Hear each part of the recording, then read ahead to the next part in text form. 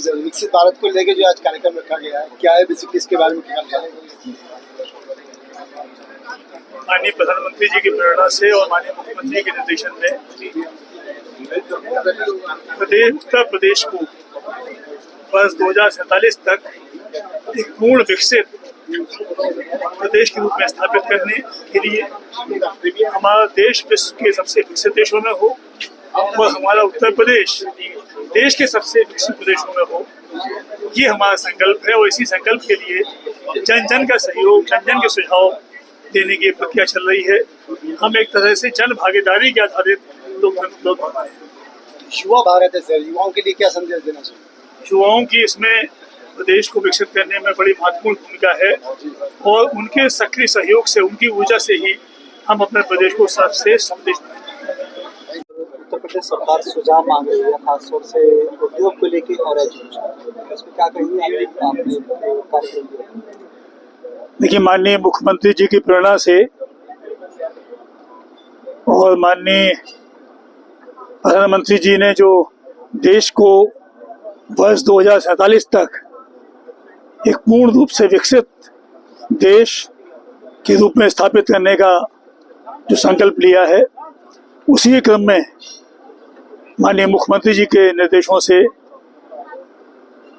हम सब ये प्रयास कर रहे हैं कि जन जन को इस पुनीत कार्य से जोड़ा जाए, जन जन की इसमें सहभागिता हो, क्योंकि हम 2047 तक हमारा प्रदेश और हमारा देश तभी विकसित हो सकता है जब प्रत्येक जन इसमें अपनी भागीदारी करे, अपने सुझाव दे और उन सुझावों पे जो हम खाका बनाएंगे उस पे सब पे हम जब मिलजुल के काम करें तभी ये कार्य संभव होगा। सर, की बहुत समस्या रहती है यहाँ, उस पर क्या कर रहे हैं? देखिए, समस्याएं तो विभिन्न कई क्षेत्रों में हैं और उन समस्याओं पे निरंतर कार्य चल रहा है।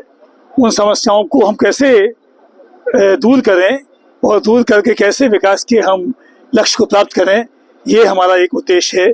इन सब जो हमारी जो आज 2 दिन के हमारे कार्यक्रम यहाँ पे हैं, उनका ये उद्देश्य है। सर, किस तरीके से इस्तेमाल किया है? जो नए आदमी देंगे उनको कैसे बताएंगे आपके किस तरीके से उसका इस्तेमाल किया जाए?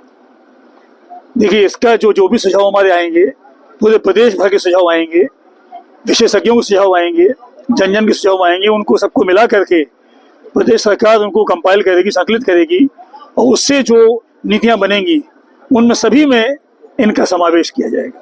सर, काइट कॉलेज के छात्र छात्राओं ने जो आज क्वेश्चन पूछे, अपनी बातें रखी, कैसा लगा? काइट के छात्रों को मैं बधाई देता हूँ। छात्र छात्राओं को बहुत उत्साहित हैं, वो बहुत योग्य हैं और उन्होंने आश्वस्त किया है कि अगले 1 महीने में वो इसमें चिंतन करेंगे, मनन करेंगे और बहुत बढ़िया से बढ़िया अच्छे से अच्छे सुझाव हमें QR कोड के जरिए देंगे। धन्यवाद।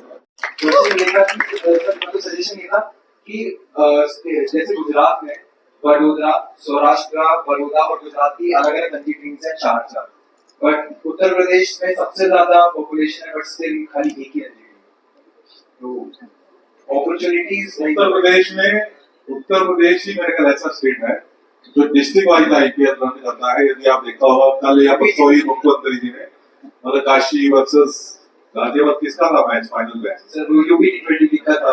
UP 20 league final I think Meerut versus Kashi. तो आप गाजियाबाद की टीम को लीड करिए, अगली बार उसको जीतना चाहिए IPL और फिर रणजी भी जीतेंगे। ठीक है, आपका सजेशन हम लोग पहुंचाएंगे, ये आप सजेशन दीजिए, बहुत अच्छा सजेशन है। आपने कहा यूपी की नई रणजी टीम होनी चाहिए, हाँ बहुत अच्छा है, ये सजेशन हमें चाहिए। Actually, I do not have a question but a suggestion. Not for this generation, but for the many upcoming generations. Like, people are not focused towards the greenery or planting trees. As I had a suggestion, like they can be given employment to that.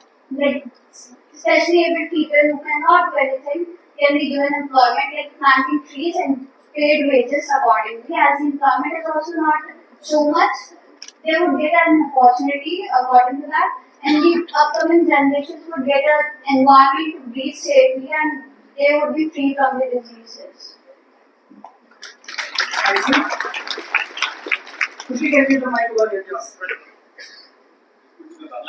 College से तो sir मेरा question है, suggestion है कि जैसे हमारे traditional courses चलते हैं यहाँ पर, सभी लोग बात करते हैं टेक्निकल एजुकेशन की, MSME भी टाइप करना चाहती है, वो टेक्निकल से करना चाहती है, पर हमारे अंदर तो ट्रेडिशनल कोर्स है जैसे जूलॉजी, बॉटनी, केमिस्ट्री। तो हम लोग किस तरह से इस विकसित भारत में अपना योगदान दे सकते हैं, क्योंकि हम लोग कोशिश करते हैं कि हम भी कहीं से टाइप करना चाहते हैं कि रिसर्च ओरिएंटेड हो, क्योंकि हम लोग जो सब्जेक्ट पढ़ा रहे हैं उसमें रिसर्च के अलावा ऐसा कुछ भी हमें स्कोप नजर नहीं आता, या फिर हम जैसे बच्चे पैदा होंगे जो नेट क्वालिफाई करेंगे और इस तरह की जॉब में टीचर प्रोफेसर बनेंगे। तो सर हमारे लिए क्या सुझाव है, हम किस तरह से अपना योगदान दे सकते हैं इस उत्तर प्रदेश को विकसित करने में? Thank you sir. So technical skills या स्किलिंग अपने आप में एक इशू है।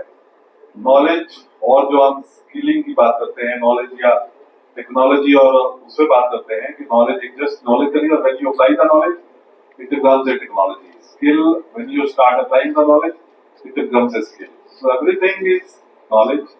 नॉलेज आगे ले जाने के लिए बहुत जरूरी है। मैथमेटिक्स को भी हम समझते थे किसी काम का नहीं, आज पूरी आर्टिफिशियल इंटेलिजेंस, पूरा स्पेस टेक्नोलॉजी हम लोग मैथमेटिक्स में देते हैं। जैसे आपने जियोलॉजी की बात करी, आई थिंक ये भी बहुत महत्वपूर्ण है, बहुत ही महत्वपूर्ण है।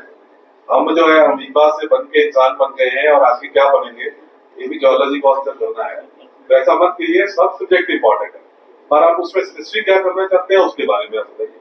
आई थिंक जियोलॉजी ही उसका अभी पूरी मेडिकल साइंस का भी पूरा आधार जियोलॉजी है।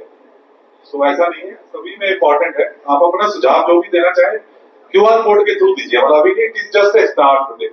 और जो आज आपने कुछ सुझाव दिए, जस्ट एक एग्जांपल दिया आपके सामने, ये सुझाव है, ये क्वेश्चन है, और ये क्यूआर कोड आपका माध्यम है सीधे योगी आदित्यनाथ जी से जुड़ने का, पूरी यूपी की जो पॉलिसी टीम है उनसे जुड़ने का, जो आगे स्कीम्स बनाएंगे क्या करेंगे, और आपके जो ड्रीम्स है उनको पूरा करने का। तो क्यूआर कोड उसका माध्यम है। इसको आप सर ने बहुत अच्छे से कहा कि आप इसको कंटिन्यू करना है। आज के बाद आपने सजेशन देने हैं और आपको सर ने टारगेट दिया है गाजियाबाद दोनों कैटेगरी में, 10 वाली कैटेगरी में और जिले के 3 वाली कैटेगरी में, 3 वाली कैटेगरी में गाइड और पूरे स्टेट की कैटेगरी में भी गाजियाबाद जिले की तरफ से आप उस अवार्ड को देंगे। Thank you.